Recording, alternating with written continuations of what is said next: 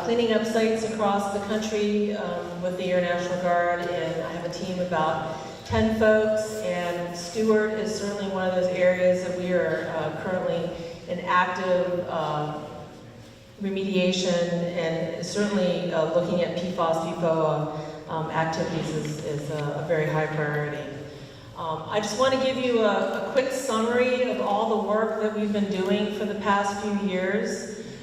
We have been following the EPA's CERCLA process. CERCLA stands for Comprehensive Environmental Response, Compensation, and Liability Act, as Mr. Henderson mentioned. It is the Superfund law, which is kind of commonly known, and we've been working closely with the New York Department of Environmental Conservation on all of our cleanups, PFAS, PFOA included. We're working with stakeholders at the New York Port Authority, the New York Department of Transportation, the City of Newburgh, Orange County, and you, the community members.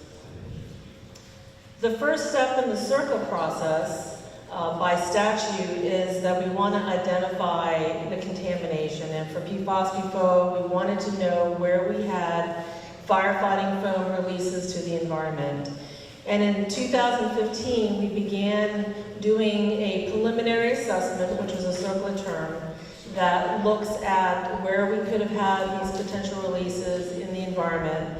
And we finalized a report in March of 2016, which is two months before the EPA's lifetime health advisory level for drinking water set for 70 parts per trillion. We concluded that there were 13 potential release locations from GARD activities that need to be further investigated. So we began the next phase of the CERCLA process, which is the investigative phase called the site inspection. And in consultation with New York DEC, we actually went and sampled groundwater, surface water, soil, and sediment to confirm the presence of PFAS, PFOA in these media. And we completed the site inspection in October of 2018. We concurrently ran some additional investigations. We have 2 addendums, because as we learn more about the contamination, we're realizing that we need to do further studies. There's gaps that we want to fill. And so these addendums looked at wet weather sampling versus dry to understand, do we have higher concentrations? Do we have lower concentrations? We want to understand stormwater flows. We want to actually investigate another potential release location that we didn't know about earlier. So we're taking samples from that particular area. It was a nozzle testing area for firefighting testing. And we completed the first addendum in March of 2019, just last month. And we are planning on completing the second addendum in September of 2020, because we've just now completed the draft final work plan. New York DEC is reviewing that work plan. Hopefully, we'll get the final work plan in place, be out in the field by the summer, do the sampling and analysis, put together a draft report. We want New York DEC to comment on it, and so we're hoping all that's going to be done by the end of fiscal year 20. So you're probably wondering, why do we keep studying this? Why are we investigating? Why don't we just take action? And I just want to mention that we are in active cleanup, because CERCLA requires us to do the investigation. It's part of the CERCLA law. As an engineer, I need data to be able to develop a remedy that's going to be effective to protect human health and the environment. PFAS, PFOA is a very complex emergent contaminant. Not a lot is known about it. We are certainly relying on our consultants, our experts in the area that are working with this, and we're looking at possible remedies in the future. But what we end up wanting to do is making sure that we protect human health and the environment in the end. And through these studies that we've done, and also New York DEC has investigated, we've concluded and confirmed that there is PFAS, PFOA in stormwater, in groundwater. Very concerned about the concentrations leaving the stormwater pipes off of the Stewart Air National Guard base into Recreation Pond. They're entering the waters of the state. They're entering Silver Stream, going into Lake Washington, which is a drinking water reservoir. And so in that response, we have partnered with our Army Corps of Engineers Rapid Response Team. They're here today. If you had a chance to look at the table and ask them questions, they are helping us design, build, and operate a treatment system for PFAS, PFOA, and we hope that this will be operational by the end of the summer. This treatment system is going to treat stormwater using granulated activated carbon as a pre-treatment to remove the organics. Something that is, a little bit cutting edge. I mean, granulated activated carbon is not new technology, but for stormwater, we want to make sure we get the organics out, because then we're going to treat it with a ion exchange resin. And that really is the media that will remove the PFAS, PFOA, although GAC does that as well. Resin will take out the shorter chain compounds effectively, so that's an added benefit.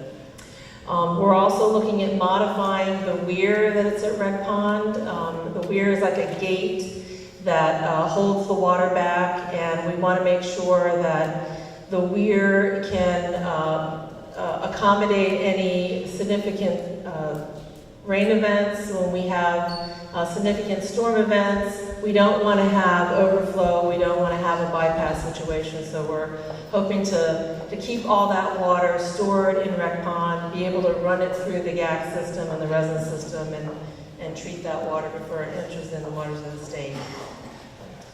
Another initiative that the Guard has been working on concurrently with New York Department of Transportation is looking at the stormwater discharges from 17K. So the road that's over there by the Stewart Air National Guard base actually drains stormwater. The pipes go underneath the base, owned by New York DOT, and is picking up PFAS, PFOA along the way. So our studies have confirmed that those discharges come into Rec Pond. We want to take a look at that. We've sent money over to New York DOT to assess, what's happening and what are our options to remedy the situation. Because twofold, we want to reduce the amount of volume going into Rec Pond because that helps us with our treatment. And second of all, we don't want to contaminate water when those storm waters come in clean. The Air National Guard also wants to do a better job of keeping the community informed. We want to make sure that all the efforts that we're undertaking is open and transparent. We want to have community engagement activities, and part of that is we're going to be updating our community involvement plan. If you didn't already know, we have a community involvement plan that has been updated annually by the base, but does not include all of the PFAS, PFOA activities, which have certainly been a very high interest item for the community. So we want to update the plan, basically have a strategy to communicate to the public what we're doing and how we're working together. And the other community involvement activity is establishing the Restoration Advisory Board, as mentioned earlier. That is a term that Department of Defense uses to have regular engagement meetings with the public. We will probably have the Restoration Advisory Board, once stood up, rename themselves and call them whatever they like, but we're hoping to have our next public meeting / RAB kickoff this summer. If you had an opportunity to sign up in November at our public meeting, we have your name. If you didn't have a chance to leave your contact information, we have some forms on the table here that you can sign up, and we're trying to get a distribution list so we can reach out to those interested members of the public. Otherwise, thank you very much. Thank you.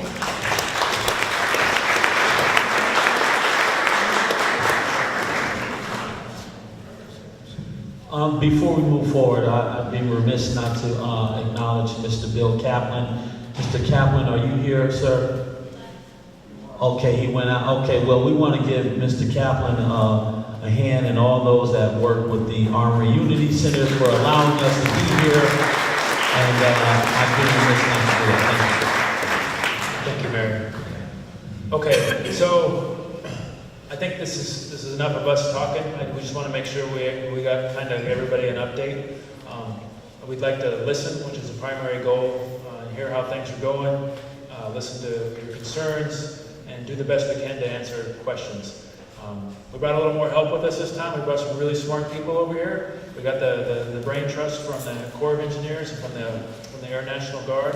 And the people who are actually going to be leading this effort and going forth and working with the community, the ones you see more on a day-to-day basis.